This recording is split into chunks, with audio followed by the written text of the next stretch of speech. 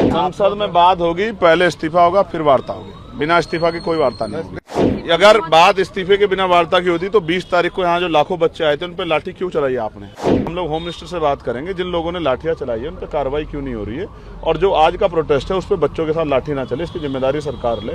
12 साल में क्यों याद आया? इस आंदोलन की वजह से याद आया, जनता ने किया, नौजवानों ने किया। अभी बहुत कुछ याद आ जाएगा।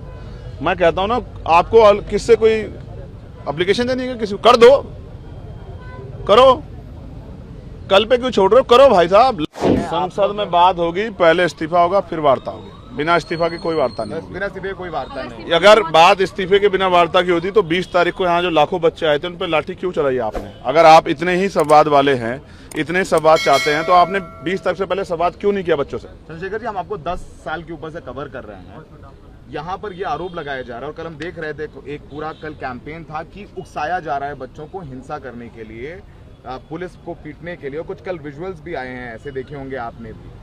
मैंने जो देखा उसी के आधार पे मुझे लगा कि जरूरत है। देखिए, वो जो आंदोलन चल रहा है उसमें हम लोग एक जो कोऑर्डिनेशन बनता है चीज़ों को तैयार करने का कि भाई कैसे करना है, इसका चीज़ का सामना कैसे करना है, हम उसकी भूमिका नहीं, हमने उनकी मदद की भूमिका जब उनको आवश्यकता थी वो अदा की। जो चाहे हमने वादा सोनम भाई से किया था कि 20 तारीख को जो प्रोटेस्ट में लोगों की आवश्यकता पड़ेगी वो पूरी करेंगे। ये हमने रात को जब 18 तारीख को हटाने की बात आई थी तो रात को 2 बजे से 7 बजे तक वहां बैठ के जो है अपना वादा पूरा किया।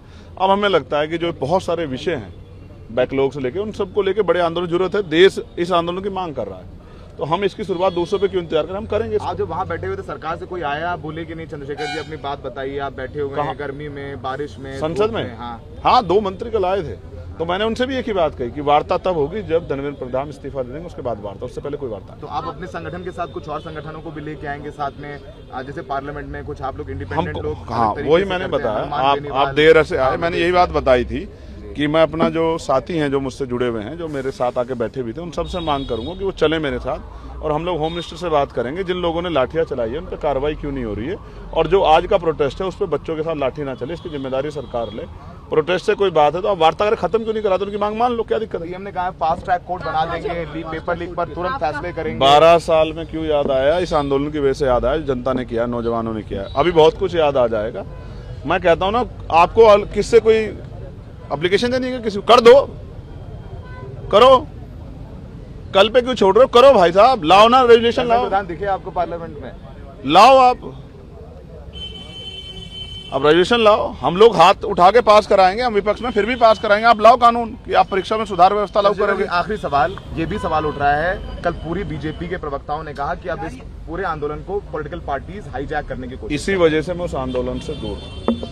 मैंने जंतर मंतर से खुद को इसलिए दूर किया कि उस आंदोलन पर कोई सवाल ना खड़ा हो और हम अपना काम स्वतः कर सकते हैं, इसीलिए मैंने उस आंदोलन को खुद से दूर किया। मैं पहला आदमी था जो वहां गया जिसने कहा था कि पार्टी का झंडा बाहर रख के आना, अपनी पार्टी को बाहर रख के आना, इस आंदोलन पर सवाल ना खड़े हो।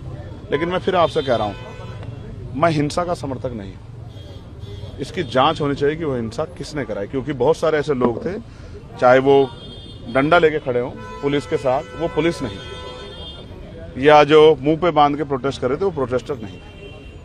ये सब सरकार द्वारा प्रायोजित है, इसकी जांच होनी चाहिए। अगर सरकार सही है। उस दिन आपको भी चोट लगी थी? क्या फर्क पड़ता है? एक इन बच्चों के लिए, युवाओं के लिए मैं एक नहीं 1000 बार चोट खाने को तैयार हूँ। ये मेरे भाई बहन है, इनके लिए मैं नहीं लड़ूंगा तो कौन लड़ेगा?